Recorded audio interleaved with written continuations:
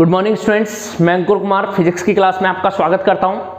जैसा कि आपको पता है हमारा टॉपिक चल रहा था photo electric effect and matter wave, ये हमारा चैप्टर था। इस चैप्टर में लास्ट लेक्चर में हमने डिस्कस किया था डी ब्रोगली तरंगदैर्ध्य के बारे में। डी ब्रोगली तरंगदैर्ध्य विभिन्न सूक्ष्म कणों के लिए हमने ज्ञात भी करी थी, उनका डेरिवेशन देखा था किस तरीके से फाइंड आउट करते हैं, और उनका लास्ट का जो फॉर्मूला बन के आता है अलग अलग कणों के लिए, अल्फा कण, इलेक्ट्रॉन, प्रोटॉन, ड्यूट्रॉन, इन सभी के लिए हमने दे ब्रोगली तरंगदैर्ध्य फाइंड आउट करी थी। इसके साथ साथ हमने कुछ न्यूमेरिकल्स भी देखे थे डी ब्रोगली वेवलेंथ से रिलेटेड, जिसमें हमने तरंगदैर्ध्य भी फाइंड आउट करी थी अगर वोल्टेज पता हो तो, और तरंगदैर्ध्य पता होने पर हमने ऊर्जा भी फाइंड आउट करी। तो जो डिफरेंट कैटेगरीज के न्यूमेरिकल्स भी लिए थे हमने। आज के इस लेक्चर में हम बात करेंगे हाइजेनबर्ग की अनिश्चितता का सिद्धांत, ये किस तरीके से डिफाइन होगा। तो सन 1927 में एक फ्रांसीसी वैज्ञानिक हाइजेनबर्ग ने अपना एक सिद्धांत प्रस्तुत किया जिसे बोला गया हाइजेनबर्ग की अनिश्चितता का सिद्धांत। यह सिद्धांत इन्होंने 1927 में कण की स्थिति और संवेग का निर्धारण करने के लिए बताया था। हाइजेनबर्ग का जो अनिश्चितता का सिद्धांत था वो कण की स्थिति व संवेग दोनों का निर्धारण करने के लिए दिया था, वह संवेग। और हाइजेनबर्ग ने क्या बताया कि किसी भी कण की स्थिति में अनिश्चितता और संवेग में अनिश्चितता दोनों का निर्धारण एक साथ एक समय पर यथार्थता पूर्वक नहीं किया जा सकता। यह बात किसने कही थी? हाइजेनबर्ग ने, कि कण की स्थिति में अनिश्चितता, कण की स्थिति में अनिश्चितता, अनिश्चितता मतलब होता है कि अनसर्टेनिटी, और संवेग में अनिश्चितता, इन दोनों का निर्धारण है वो एक साथ संभव नहीं है, एक ही समय पर यथार्थ पूर्वक, मतलब इसका मापन है वो ठीक तरीके से नहीं किया जा सकता। अब यहां पर इन दोनों का मापन करने के लिए हाइजेनबर्ग ने यह बताया कि यदि किसी कण की स्थिति में अनिश्चितता, अक्ष के अनुदिश डेल्टा अक्ष है, स्थिति है, स्थिति सदिश को हम अक्ष आई कैप वाई जे कैप इससे लिखते हैं। जैसे आर वेक्टर होता है ना स्थिति सदिश, अक्ष आई के प्लस में वाई जे के प्लस में जेड के कैप, तो वैसे ही अक्ष के अनुदिश स्थिति है अक्ष, और इसके अंदर जो अनिश्चितता है, अनसर्टेनिटी, वो मान लेते हैं डेल्टा अक्ष। यदि किसी कण की स्थिति में अनिश्चितता डेल्टा अक्ष तथा अक्ष के अनुदिश संवेग में अनिश्चितता, संवेग में अनिश्चितता है वो डेल्टा पी एक्स मान लें, अनिश्चितता डेल्टा पी एक्स। तो हाइजेनबर्ग गणितीय रूप में कहते हैं कि स्थिति में अनिश्चितता तथा संवेग में अनिश्चितता का गुणनफल कभी भी h बार अपॉन 2 से कम नहीं हो सकता। कैसे? मतलब डेल्टा अक्ष इंटू में डेल्टा पी एक्स, स्थिति में अनिश्चितता तथा संवेग में अनिश्चितता का गुणनफल कभी भी h बार अपॉन 2 से कम नहीं होगा। मतलब इससे इसका जो गुणनफल है, सॉरी, इसका जो गुणनफल है वो h बार अपॉन 2 से क्या होगा? ज्यादा होगा, या फिर इसके क्या हो सकता है? इक्वल हो सकता है। ये स्टेटमेंट किसने दिया था? हाइजेनबर्ग ने अनिश्चितता सिद्धांत के आधार पर गणितीय स्टेटमेंट दिया था। और यह भी बोला था कि स्थिति में अनिश्चितता और संवेग में अनिश्चितता का निर्धारण एक समय पर यथार्थता पूर्वक नहीं किया जा सकता, यथार्थता पूर्वक नहीं कर सकते हैं। तो अलग अलग इंडिविजुअली कर सकते हैं, तो ये मैथमेटिकली फॉर्म बना दिया यहां से। अब h बार होता है वो होता है कोणीय प्लांक नियतांक। जैसे प्लांक नियतांक h होता है वैसे ही h बार होता है वो कोणीय प्लांक नियतांक होता है, और इसकी वैल्यू होती है h अपॉन 2 पाई, कोणीय प्लांक नियतांक, और इसकी वैल्यू कितनी होती है? h bar is equals to होता है h अपॉन 2 पाई। क्यों? क्योंकि एक बिंदु के चारों तरफ बनने वाला कोण होता है वो 2 पाई का कोण होता है, 360 डिग्री, इसलिए h बार है वो h अपॉन 2 पाई के इक्वल होगा। इसकी वैल्यू फाइंड आउट करते हैं तो 6.62 इंटू में 10 to the power minus 34 upon में 2 पाई डिवाइड करेंगे तो वैल्यू आती है 1.054। कैसे? 3 इंटू में 3.14, 3.14 को 2 से मल्टीप्लाई करेंगे तो ये कितना आ जाएगा? 6.28, और इससे इसको डिवाइड करोगे तो यही वैल्यू आएगी 1.054 इंटू में 10 to the power minus 34 joule into में सेकंड। ये वैल्यू आ जाती है h बार की।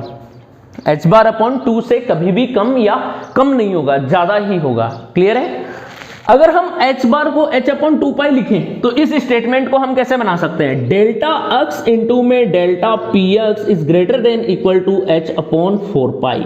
ये स्टेटमेंट भी बन के आता है। गणितीय रूप में हाइजेनबर्ग की अनिश्चितता का सिद्धांत कि किसी भी कण की स्थिति में अनिश्चितता और संवेग में अनिश्चितता का गुणनफल कभी भी h बार अपॉन 2 से कम नहीं होगा। इसके बराबर हो सकता है या फिर इससे ज्यादा ही होगा, कम कभी भी नहीं होगा। तो ये हाइजेनबर्ग का अनिश्चितता का सिद्धांत अक्ष अक्ष में था। यदि कण की स्थिति हम अक्ष अक्ष के अनुदिश ले रहे तो ये कंडीशन लागू होगी। सपोज करो कण की स्थिति है, अगर हम y अक्ष में ले तो y इसकी स्थिति आएगी और इस y में अनिश्चितता डेल्टा y, और z में ले तो स्थिति में अनिश्चितता डेल्टा z होगी। तो इसी प्रकार y अक्ष के अनुदिश, अगर हम y अक्ष के अनुदिश बात करें, y अक्ष के अनुदिश बात करें तो हाइजेनबर्ग की अनिश्चितता का सिद्धांत लगेगा वो डेल्टा y इंटू में डेल्टा py। क्यों? क्योंकि इस स्थिति में संवेग y अक्ष के अनुदिश लिया जाएगा। y के अनुदिश स्थिति में अनिश्चितता और संवेग में गुणनफल अनिश्चितता गुणनफल h bar upon 2, h bar upon 2 से ज्यादा ही होगा, कम कभी नहीं होगा। और इन शॉर्ट अगर दूसरा तरीका लिखें तो कैसे हो जाएगा, डेल्टा y इंटू में delta py is greater than equal to h upon 4 same z अक्ष के अनुदिश लिखे तो किस तरीके से लिख सकते हैं हाइजेनबर्ग की अनिश्चितता सिद्धांत को? तो z अक्ष के अनुदिश अगर हम बात करें तो z अक्ष के अनुदिश लिखेंगे तो क्या हो जाएगा, डेल्टा z इंटू में delta pz is greater than equal to h upon 4 ये हो जाएगा z अक्ष के अनुदिश अनिश्चितता का सिद्धांत। अब यहां पे ध्यान देने वाली बात है कि हाइजेनबर्ग की अनिश्चितता का सिद्धांत ये बड़े आकार के कणों में आसानी से प्रेक्षित किया जा सकता है। कैसे? क्योंकि बड़े आकार के कणों में स्थिति में अनिश्चितता या संवेग में अनिश्चितता है वो एक में अनिश्चितता शून्य होती है। क्यों?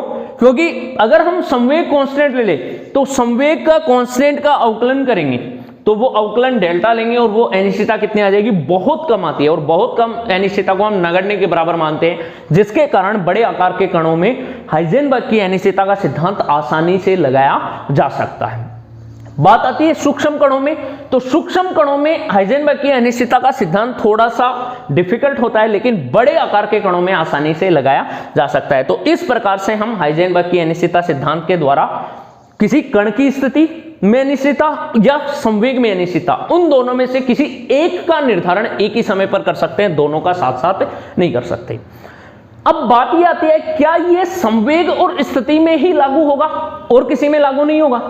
तो यहां पर यह सब स्टेटमेंट देने के बाद हाइजेनबर्ग ने ऊर्जा और समय पर भी थोड़ा एक्सपेरिमेंट किया, और ऊर्जा और समय पर एक्सपेरिमेंट करके ये अपना हाइजेनबर्ग की अनिश्चितता का सिद्धांत अप्लाई किया तो वहां पर भी लागू होता है। यदि किसी कण की ऊर्जा में अनिश्चितता डेल्टा ई है, यदि किसी कण की ऊर्जा में अनिश्चितता कितनी है, डेल्टा ई, और समय में अनिश्चितता, जब हम बात करें समय की तो समय में अनिश्चितता डेल्टा टी हो, तो इन दोनों का निर्धारण भी एक साथ नहीं कर सकते, अलग अलग। अर्थात इन दोनों का गुणनफल डेल्टा ई इंटू में डेल्टा टी वो भी इज ग्रेटर देन इक्वल होता है h अपॉन 4 या h बार बाई 2।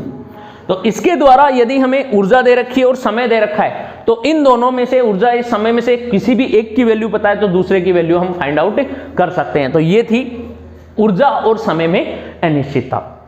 अब हम बात करते हैं कि हाइजेनबर्ग के अनिश्चितता सिद्धांत को किस तरीके से हम न्यूमेरिकली फॉर्म में अप्लाई कर सकते हैं। बड़े आकार के कणों में इनका द्रव्यमान और द्रव्यमान अधिक होने से कणों का संवेग भी अधिक हो जाता है। कैसे? जब हम बात करते हैं द्रव्यमान की तो द्रव्यमान बड़े आकार के कणों का m होता है ज्यादा, इसलिए संवेग p बराबर होता है mv, तो संवेग भी क्या हो जाएगा, ज्यादा। जब संवेग और द्रव्यमान दोनों अत्यधिक हो जाते हैं तो बड़े आकार के कणों में संवेग में अनिश्चितता होती है, वो लगभग क्या हो जाती है, नगण्य। डेल्टा p संवेग में अनिश्चितता नगण्य हो जाती है। इस कारण बड़े आकार के कणों में जब हम अनिश्चितता का निर्धारण करते हैं हाइजेनबर्ग की अनिश्चितता सिद्धांत से तो वो यथार्थता पूर्वक नहीं हो पाता है, संभव नहीं है। अर्थात हम ये कह सकते हैं कि बड़े आकार के कणों में यथार्थता, इनमें स्थिति में अनिश्चितता का निर्धारण नहीं कर सकते। लेकिन सूक्ष्म आकार के जो कण होते हैं, सूक्ष्म आकार के कणों में स्थिति में अनिश्चितता और संवेग दोनों में जो अनिश्चितता होती है उनका यथार्थता पूर्वक मापन करने की एक लिमिटेशन होती है। अर्थात एक ही समय पर हम किसी कण की स्थिति और संवेग दोनों का निर्धारण एक साथ नहीं कर सकते। सूक्ष्म कणों के लिए। तो सूक्ष्म कणों के लिए नहीं कर सकते तो इनका अलग अलग करना पड़ेगा, एक को कांस्टेंट मान के। इसीलिए यह सिद्धांत केवल सूक्ष्म कणों के लिए लागू होता है, स्थूल कणों के लिए लागू नहीं होता है हाइजेनबर्ग की अनिश्चितता का सिद्धांत। क्योंकि बड़े आकार के कणों में जो अनिश्चितता उसका प्रेक्षण आसानी से कर सकते, कैसे, है ही नहीं, नगण्य के बराबर है। इसलिए हम ये अनिश्चितता के लिए इस हाइजेनबर्ग के अनिश्चितता का सिद्धांत बड़े आकार के कणों पे लागू नहीं होगा। सूक्ष्म कणों की बात करते हैं। सूक्ष्म कणों में देखें तो हमारे पास है एक इलेक्ट्रॉन, सूक्ष्म कण एक इलेक्ट्रॉन मानते हैं। तो इलेक्ट्रॉन के लिए अनिश्चितता कितनी होगी, स्थिति में अनिश्चितता उसका निर्धारण कैसे करेंगे, उस पर हम विचार करते हैं, यहां पे देखते हैं। तो देखना, सपोज करो इलेक्ट्रॉन है, इलेक्ट्रॉन सूक्ष्म कण है। यदि इलेक्ट्रॉन का संवेग हम कांस्टेंट माने, इलेक्ट्रॉन का संवेग क्या ले रहे हैं, निश्चित, कि इलेक्ट्रॉन निश्चित संवेग या निश्चित वेग से गतिशील है, तो इससे संबंधित तरंगदैर्ध्य भी क्या हो जाएगी, कांस्टेंट हो जाएगी। कैसे, यदि इलेक्ट्रॉन का संवेग है वो क्या है, कांस्टेंट, p है कांस्टेंट, तो de Broglie wavelength, de Broglie wavelength, de Broglie जो तरंगदैर्ध्य है वो भी क्या हो जाएगी, कांस्टेंट हो जाएगी। कैसे, lambda is equals to h upon p, तो p कांस्टेंट है तो लैम्डा भी क्या हो जाएगा, यहां से कांस्टेंट हो जाएगा। तो हम ये कह सकते हैं यदि इलेक्ट्रॉन से संबंधित तरंग की तरंगदैर्ध्य कांस्टेंट है तो उसका संवेग भी कांस्टेंट होगा, और संवेग कांस्टेंट है तो तरंगदैर्ध्य कांस्टेंट होगी, एक ही बात है। तो हम क्या करते हैं, तरंगदैर्ध्य को कांस्टेंट कर देते हैं। तरंगदैर्ध्य कांस्टेंट करते ही p क्या हो जाएगा, कांस्टेंट, p भी कांस्टेंट हो गया। अब इसमें अनिश्चितता निकाले तो इसका क्या करेंगे, अवकलन। तो संवेग में अनिश्चितता, संवेग में अनिश्चितता, तो इसकी बात करें तो डेल्टा p अवकलन करेंगे, कांस्टेंट का अवकलन दोनों साइड अवकलन करेंगे, अवकलन करने पर इसका डेल्टा p हो जाएगा और इसका कांस्टेंट का अवकलन कितना होता है, 0। अर्थात जब संवेग कांस्टेंट होता है तो संवेग में अनिश्चितता कितनी होगी, 0। अतः हाइजेनबर्ग के सिद्धांत से, अतः हाइजेनबर्ग के सिद्धांत से, और हाइजेनबर्ग का सिद्धांत क्या कहता है सूक्ष्म कण के लिए, कि डेल्टा अक्स इंटू में delta p x is greater than equal होगा h अपॉन 4 पाई, ये होता है h अपॉन 4 पाई के। अब ये स्थिति संवेग में अनिश्चितता 0 है तो ये 0 यहां पे नहीं रखेंगे, इसको इधर ले जाते हैं। तो delta x is greater than equal to h upon 4 pi into में डेल्टा p, डेल्टा p की वैल्यू यहां से पुट कर देंगे 0, तो 0 की पुट करेंगे तो डेल्टा अक्स कितनी हो जाएगी, किसी भी संख्या में h अपॉन 0 का भाग दोगे तो डेल्टा अक्स इनफाइनाइट। तो यहां से हम क्या कह सकते हैं, अतः इलेक्ट्रॉन से संबंधित तरंग की जो अनिश्चितता, इलेक्ट्रॉन के कण की जो अनिश्चितता होगी वो कितनी होगी, अनंत आती है। इलेक्ट्रॉन के तरंग पैकेट की अनिश्चितता अनंत होगी। तो इस प्रकार हम सूक्ष्म कणों से संबंधित अनिश्चितताओं का निर्धारण हाइजेनबर्ग के सिद्धांत से कर सकते हैं। स्थूल कणों का निर्धारण करना असंभव होता है, यहां पर स्थूल कणों से संबंधित अनिश्चितता का निर्धारण नहीं करेंगे। तो ये था हमारा हाइजेनबर्ग की अनिश्चितता का सिद्धांत। अब हम बात करेंगे हमारे नेक्स्ट टॉपिक पे, जो है हमारा डेविसन जर्मर प्रयोग। डेविसन और जर्मर दो साइंटिस्ट थे, दोनों ने मिलकर इलेक्ट्रॉन की तरंग प्रकृति की व्याख्या करने के लिए अपना एक प्रयोग किया, जिसे बोलते हैं डेविसन जर्मर प्रयोग। और प्रयोग से प्राप्त प्रेक्षणों के आधार पर उन्होंने कुछ निष्कर्ष निकाले हैं, उन्हीं निष्कर्ष को हम डिस्कस करेंगे। तो ध्यान रखना, डेविसन जर्मर प्रयोग क्यों किया जाता है, इलेक्ट्रॉन की तरंग प्रकृति को समझने के लिए। तो नेक्स्ट टॉपिक पे डिस्कस करते हैं डिटेल से विद डायग्राम, डेविसन जर्मर प्रयोग।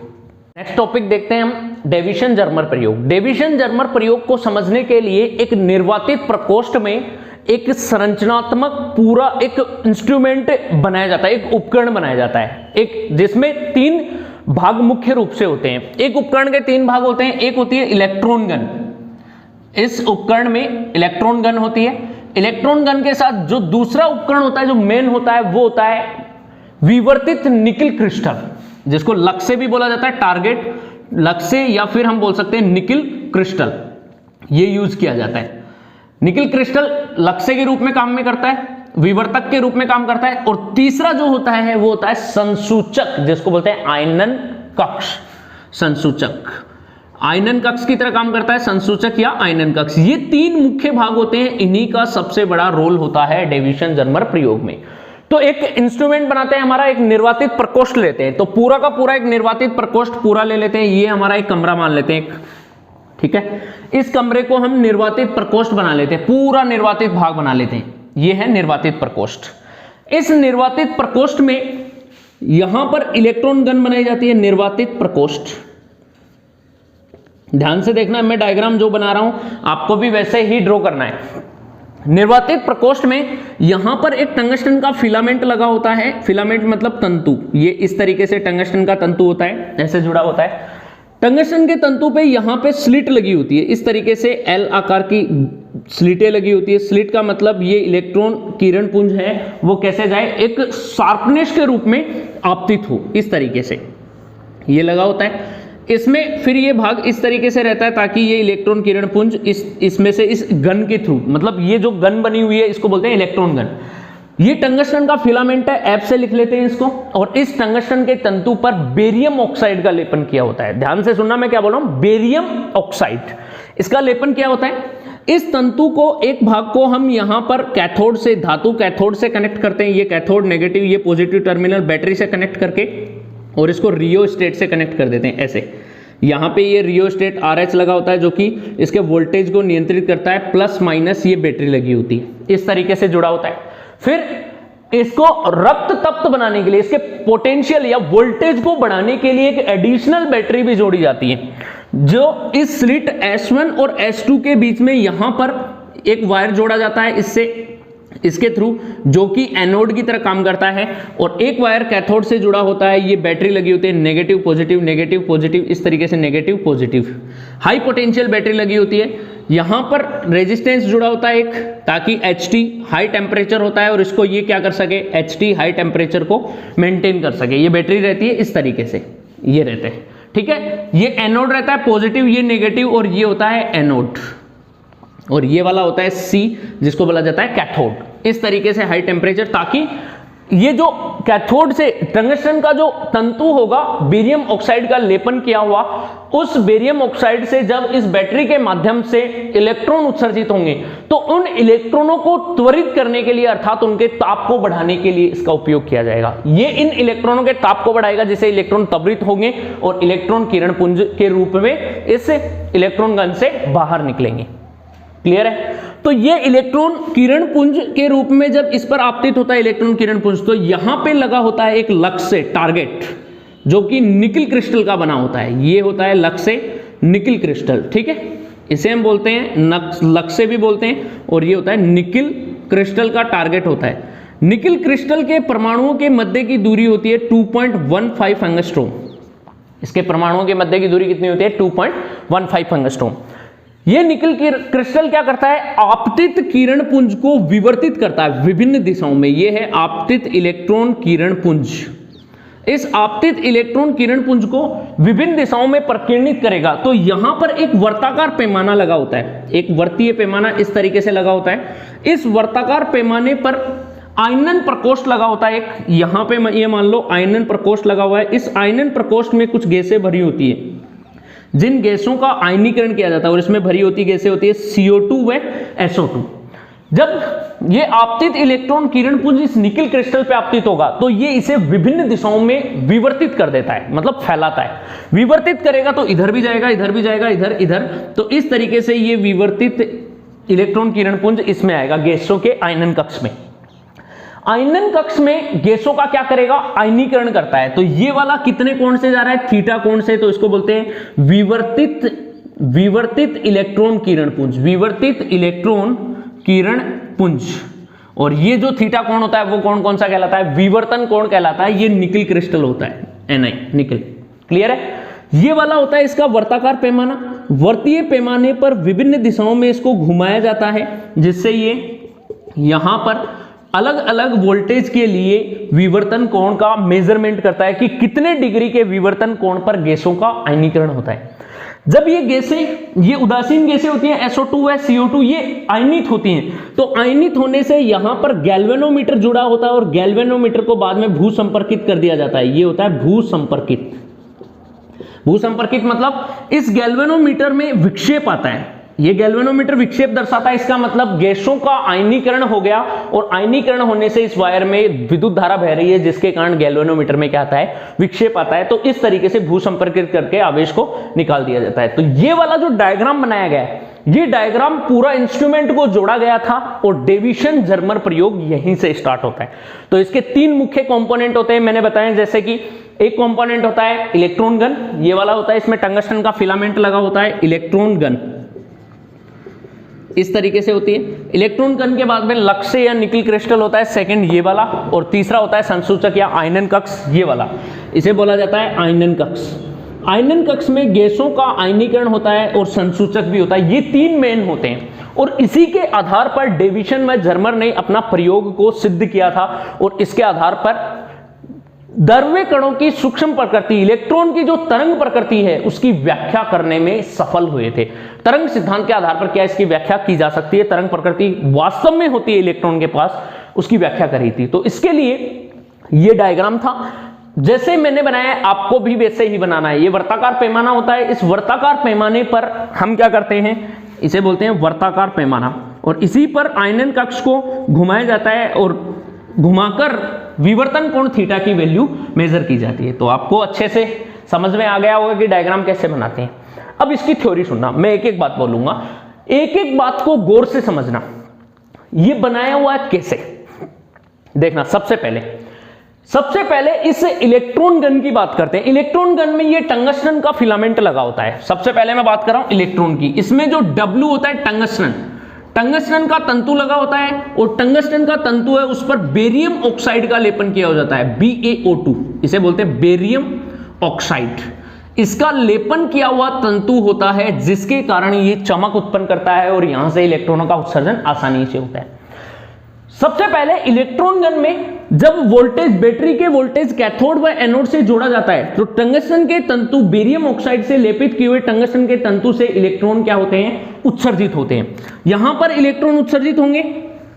इन इलेक्ट्रॉनों के उत्सर्जन के को बाद में इस बैटरी के द्वारा, ये जो दूसरी बैटरी लगी हुई, इस बैटरी के द्वारा उच्च ताप पर गर्म किया जाता है। इन इलेक्ट्रॉनों को जब उच्च ताप पर गर्म करेंगे तो इनका ये इलेक्ट्रॉन उत्तेजित अवस्था में आ जाएंगे, और उत्तेजित अवस्था में आने के बाद में इनका तापीय उत्सर्जन होगा, जिसके कारण ये उच्च ऊर्जा से त्वरित होकर आपतित इलेक्ट्रॉन किरण पुंज के रूप में लक्ष्य निकल क्रिस्टल पर आपतित होंगे। इस तरीके सीधी लक्ष्य निकल क्रिस्टल होता है वो विवर्तक की तरह कार्य करता है। विवर्तक मतलब इस प्रकाश किरणों को, आपतित इलेक्ट्रॉन किरण पुंज को विभिन्न दिशाओं में फैलाता है। अर्थात क्यों, क्योंकि लक्ष्य जो निकल क्रिस्टल होता है, निकल क्रिस्टल में परमाणुओं के मध्य की दूरी 2.15 एंगस्ट्रॉम के बराबर होती है या इतनी होती है, जिसके कारण ये विभिन्न दिशाओं में विवर्तित करता है इलेक्ट्रॉन किरण पुंज को। अब ये विवर्तित इलेक्ट्रॉन किरण पुंज कभी इधर जा रहा है, कभी इस साइड जा रहा है, कभी इस साइड जा रहा है, ऐसे जा रहा है। तो उन्हें कैप्चर करने के लिए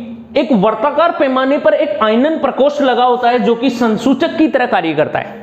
तो संसूचक की तरह कार्य करने पर ये विवर्तित इलेक्ट्रॉन किरण पुंज जब इन गैसों इस आयनन कक्ष में पहुंचते हैं तो गैसों के आयनीकरण करने के कारण ये गैसें आयनित हो जाती हैं और आयनों का फ्लो के कारण इस वायर में विद्युत धारा बहेगी, जिसके कारण इस गैल्वेनोमीटर में विक्षेप आ जाता है और विक्षेप आने पर ये भू संपर्कित कर दिया जाता है ताकि हमें पता लग जाए कि ये अच्छे से काम कर रहा है गैसों का आयनीकरण। तो सबसे पहली बात, डेविसन जर्मर प्रयोग गैसों के आयनीकरण के सिद्धांत पर कार्य करता है। तो इस तरीके से ये इसकी कार्य प्रणाली है वो इससे काम करेगी। अब इसके निष्कर्ष निकाले गए तो वो किस आधार पर निकाले गए उनके बारे में डिस्कस करेंगे। एक बार के लिए डायग्राम अच्छे से समझना और इसको बनाने की ट्राई करो। एक बार के लिए मैं आपको मात्र 20 सेकंड दे रहा हूं, 20 सेकंड में आप इस डायग्राम को देखिए कि किस तरीके से बनाया गया है।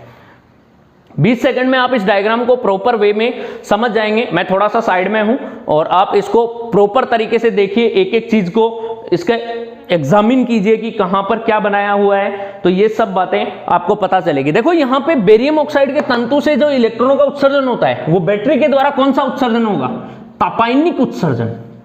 कौन सा उत्सर्जन होता है, तापायनिक उत्सर्जन। और तापायनिक उत्सर्जन से ताप में वृद्धि होने के कारण त्वरित होकर कहां पे जाते हैं, अधिक उच्च ऊर्जा तथा उच्च वेग से निकल क्रिस्टल पर आपतित होते हैं। आप देखो यहां से विभिन्न दिशाओं में ये क्या करेगा, इनको प्रकीर्णित कर देता है और वर्ताकार पैमाने पर लगे आयनन प्रकोष्ठ के द्वारा जो गैसों का आयनीकरण होता है, इसमें गैसें भरी होती हैं, तो उन गैसों का क्या हो जाता है, आयनीकरण हो जाता है, जिसके कारण इसमें गैल्वेनोमीटर में क्या आती है, धारा आती है, और गैल्वेनोमीटर में धारा के कारण ये विक्षेप शो करेगा। ठीक है, अब विक्षेप शो करने के बाद में ये चीजें तो हमें दिख रही हैं बिल्कुल, क्योंकि ये तो प्रैक्टिकल है। अब इसका जो एग्जामिनेशन किया गया, एग्जामिनेशन मतलब निष्कर्ष क्या निकाला गया इस आधार पर कि इसके अंदर विक्षेप आ रहा है, वो विक्षेप किसको शो करेगा, इस कोण को तो शो करेगा, थीटा कोण को शो करेगा विक्षेप, गैल्वेनोमीटर में आने वाला विक्षेप इसको शो करेगा कि कितने कोण पे जा रहा है। हम ऐसे थोड़ी देंगे इसमें मापेंगे, गैल्वेनोमीटर अपने आप बता देगा।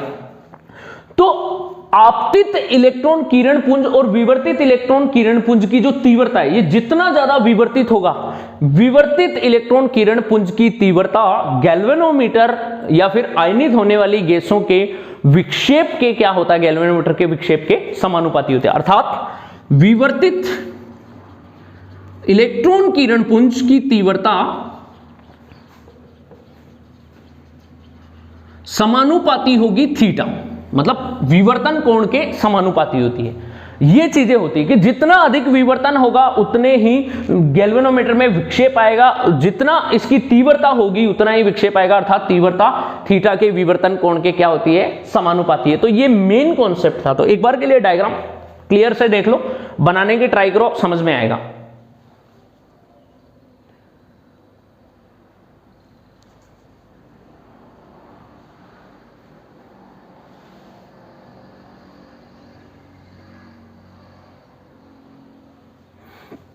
ठीक है, आपको अच्छे से देख लिया होगा। अब देखो ध्यान से कि जब गैल्वेनोमीटर में विवर्तित इलेक्ट्रॉन किरण पुंज की तीव्रता है वो इसके विक्षेप के समानुपाती होगी, तो अब विक्षेप इलेक्ट्रॉन, विवर्तित इलेक्ट्रॉनों के कारण आने वाले विक्षेप तथा विवर्तित इलेक्ट्रॉन किरण पुंज की तीव्रता के मध्य ध्रुवीय आलेख खींचे गए विभिन्न वोल्टताओं पर। इस बैटरी के विभिन्न वोल्टेज पर तीव्रता व विवर्तन कोण के मध्य अलग अलग ध्रुवीय आलेख खींचे गए, और उनके मध्य जो ग्राफ आता है उस ग्राफ में शीर्ष बिंदु मतलब इलेक्ट्रॉनों का जो शीर्ष कोण है कि विवर्तन कहां तक पॉसिबल हो रहा है, वो शीर्ष पीक पॉइंट तक इसके ध्रुवीय आलेख खींचे गए विभिन्न वोल्टताओं तब।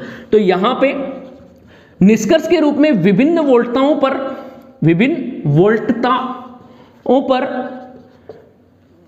तीव्रता व विवर्तित इलेक्ट्रॉन किरण पुंज की तीव्रता व थीटा के मध्य ध्रुवीय आलेख खींचे गए, ध्रुवीय आलेख, और उन्हीं ध्रुवीय आलेखों के आधार पर ध्रुवीय आलेख खींचे गए। इन्हीं ध्रुवीय आलेखों के आधार पर मतलब ग्राफों के आधार पर यह निष्कर्ष निकाला गया कि कितने वोल्टेज पर कितने डिग्री के विवर्तन कोण पर, क्योंकि विवर्तन कोण के समानुपाती होगी तीव्रता, अगर हम विवर्तन कोण निकाल लेंगे थीटा तो तीव्रता भी उतनी ज्यादा होगी, और तीव्रता उस एक कोण पर पीक बिंदु पे प्राप्त होती है, पीक मतलब शीर्ष बिंदु पे जाएगी। तो कितने डिग्री और कितने वोल्टेज पर तीव्रता अधिकतम प्राप्त होती है वो ध्रुवीय आलेखों से हमें निष्कर्ष के रूप में निकाला गया। तो वो देखते हैं, आपको ये चीज तो समझ में आ गई होगी, क्योंकि मैं अभी इसको रफ करूंगा। रफ करने के बाद में हम ध्रुवीय आलेख खींचेंगे और फिर कुछ इलेक्ट्रॉन की तरंग प्रकृति के लिए इसके समीकरण प्राप्त करेंगे। तो ये चीजें थी, तो वो ध्रुवीय आलेख हमें खींचने हैं। तो ये तो क्लियर है आपको। नेक्स्ट हम ध्रुवीय आलेखों पे बात करते हैं। हम ध्रुवीय आलेख खींचते हैं तीव्रता व विवर्तन कोण के मध्य विभिन्न वोल्टताओं पर। तो विभिन्न वोल्टता है 44 वोल्ट, 48 वोल्ट, 54 वोल्ट, 64 वोल्ट और 68 वोल्ट। इन पर प्रयोगों के आधार पर डेविसन जर्मर ने दोनों ने इन अलग अलग वोल्टताओं पर ध्रुवीय आलेख खींचे तीव्रता और विवर्तन कोण के मध्य, और अलग अलग रिजल्ट मिले उनको। तो ग्राफ खींचा गया। सबसे पहले हम बात करते हैं 44 वोल्ट पर। जब 44 वोल्ट पर ग्राफ खींचा गया तो ये ग्राफ इस तरीके से प्राप्त हुआ, इसकी स्टीफनेस ऐसे।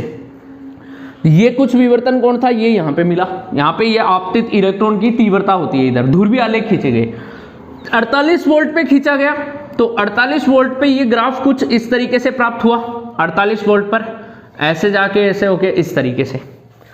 फिर 54 वोल्ट पे खींचा गया ग्राफ, तो 54 वोल्ट पर देखा गया कि जो इलेक्ट्रॉन है आपतित, जो विवर्तित इलेक्ट्रॉन है, उनकी तीव्रता का शीर्ष बिंदु प्राप्त होता है, और 50 डिग्री के विवर्तन कोण पर अधिकतम आयनीकरण कक्ष में अधिकतम आयनन होता है गैसों का, जिसपे तीव्रता अधिकतम प्राप्त होती है। जब 54 वोल्ट पे ग्राफ खींचा गया तो ये ग्राफ थोड़ा सा ऐसे स्टीप होके और इस तरीके से शीर्ष बिंदु प्राप्त हुआ, ये पीक बिंदु, पीक पॉइंट, शीर्ष बिंदु प्राप्त हुआ।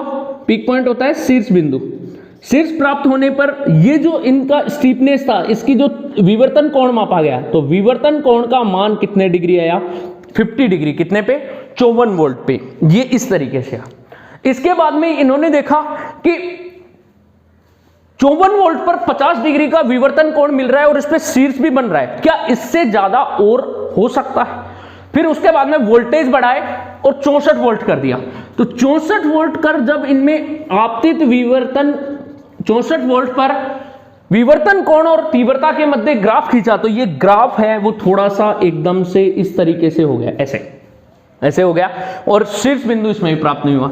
और जब बाद में थोड़ा सा और बढ़ाया कि देखा इस पे और बढ़ा के देखते हैं 68 वोल्ट पे किस तरीके का होगा, तो 68 वोल्ट पर देखते देखते इसकी विवर्तित इलेक्ट्रॉन किरण पुंज की तीव्रता क्या हो गई? लुप्त हो गई। यहां से तीव्रता ही गैसों का आयनीकरण होना बंद हो गया, इस तरीके से दिखाई नहीं दिया। तो सबसे ज्यादा जो सटीक रिजल्ट मिले ध्रुवीय आलेख में वो 54 वोल्ट पर प्राप्त हुआ, 50 डिग्री का विवर्तन कोण मिला और शीर्ष बिंदु इस पर मिले। तो इसको क्या माना गया कि गैसों का अधिकतम आयनन, जो आयनन कक्ष में SO2 और CO2 गैसें होती है, उनका अधिकतम आयनन 54 वोल्ट पर 50 डिग्री के विवर्तन कोण पर होता है।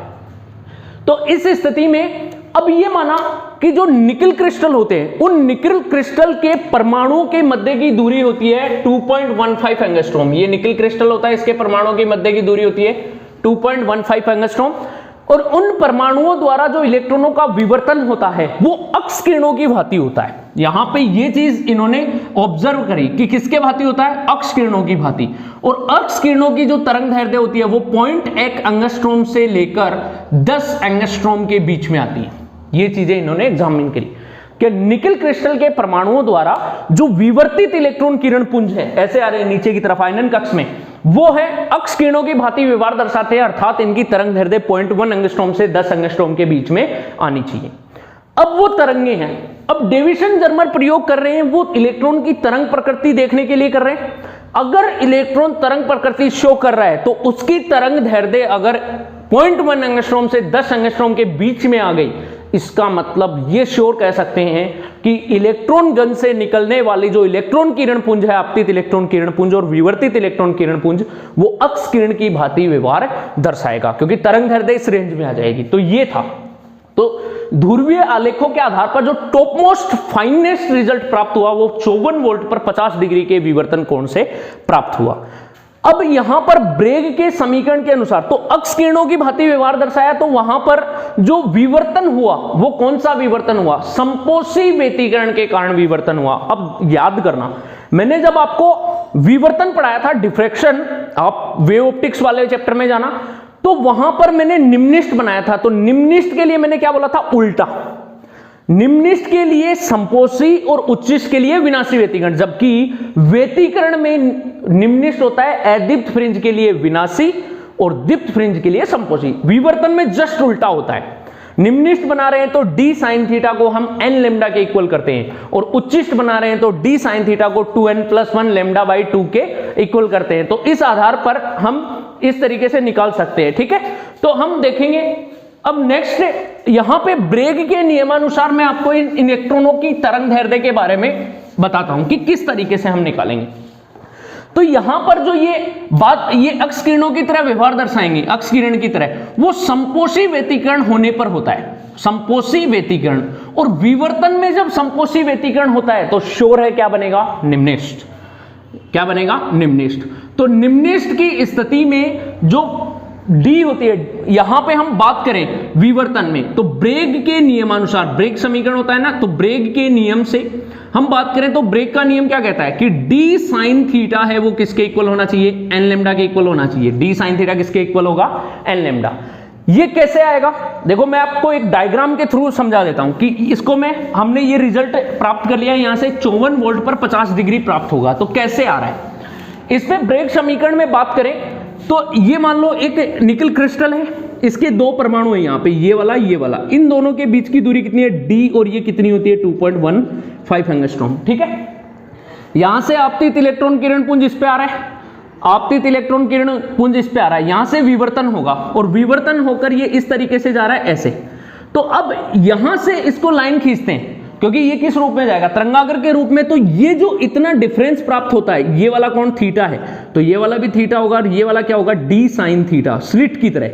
डी साइन थीटा जो पथांतर आता है वो निम्निष्ठ की तरह आएगा समपोषी व्यतिकरण में, किसके इक्वल, एन लैम्डा, इसीलिए हमने ये किया है। और डी है वो क्या है, यहां पर स्लिट की चौड़ाई है बीच की, तो उस स्लिट की चौड़ाई है दो निकल क्रिस्टल के परमाणुओं के मध्य की दूरी। तो यहां पे डी होती है वो कितनी होती है, 2.15 एंगस्ट्रॉम। एन की वैल्यू कितनी ली जाती है, 1 ली जाती है, और थीटा है वो कितना है, 50 डिग्री। तो साइन 50 की वैल्यू कितनी आएगी, साइन 50 डिग्री होते हैं 0.766, ये वैल्यू आती है।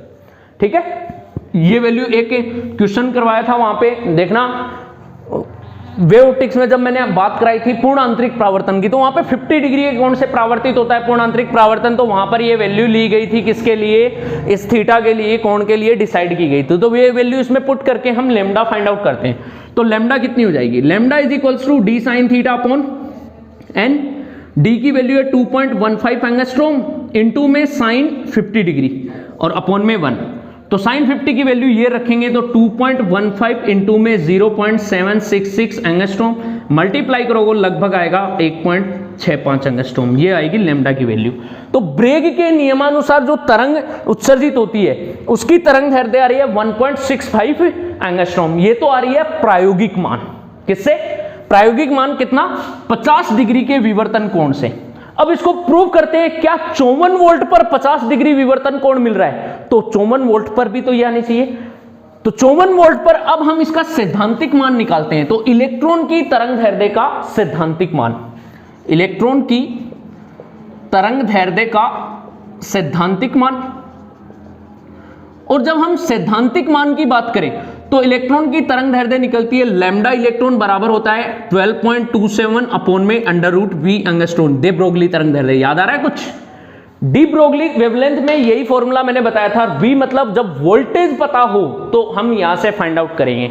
तो लैम्डा इलेक्ट्रॉन यहां से फाइंड आउट करेंगे तो देखो 12.27 अपॉन में अंडर रूट 54 एंगस्ट्रॉम। 54 का अंडर रूट लो, कितना आएगा, ऑलमोस्ट देखो 49 का 7 होता है, 49 का अंडर रूट होता है 7 और 8 होता है 64 का, मतलब ये इसके बीच में। तो समथिंग इसकी वैल्यू आएगी लैम्डा, इसकी वैल्यू लगभग अगर आप देखोगे तो 7.26 ऐसे कुछ आएगी, 7.2 के आसपास श्योर आएगी। इसका भाग दोगे ना इसमें तो आपकी वैल्यूज निकल के आएगी वो 1.67 ऑलमोस्ट इक्वल एंगस्ट्रॉम आएगी, इससे ज्यादा नहीं आ सकती। इसको अगर आप नैनोमीटर में लोगे तो नैनोमीटर में कितनी हो जाएगी, नैनोमीटर में -9 बनाओगे तो 0.167 नैनोमीटर, ठीक है। और इसको भी नैनोमीटर में बनाओगे तो 0.165 नैनोमीटर। लगभग देख लो दोनों क्या आ रही है, लगभग बराबर आ रही है। प्रायोगिक मान बराबर आ रहा है और सैद्धांतिक मान भी बराबर आ रहा है। इसलिए डेविसन जर्मर प्रयोग के सिद्धांत पर यह सिद्ध होता है इसके प्रयोग से कि जो इलेक्ट्रॉन की जो विवर्तित इलेक्ट्रॉन किरण पुंज है उनकी तरंग दैर्ध्य प्रायोगिक रूप और सैद्धांतिक रूप से दोनों क्या आती हैं, बराबर आती हैं। अर्थात हम कह सकते हैं इलेक्ट्रॉन कौन सी प्रकृति शो करेगा, तरंग प्रकृति शो करता है, इलेक्ट्रॉन की तरंग प्रकृति होती है। तो आज का इस लेक्चर के साथ ही हमारा ये चैप्टर भी फिनिश होता है। नेक्स्ट लेक्चर में हम नेक्स्ट चैप्टर की बात करेंगे। तो आज के इस लेक्चर के साथ हमारा टॉपिक भी कंप्लीट, चैप्टर भी कंप्लीट, ठीक है। तो आप वीडियो को देखते रहिए, लाइक कर दीजिए, चैनल को सब्सक्राइब करना बिल्कुल मत भूलिएगा। ऐसे ही नेक्स्ट वीडियोज आपको मिलते रहेंगे, नए चैप्टर के साथ शुरुआत करेंगे कल के वीडियो में। Thank you, have a nice day.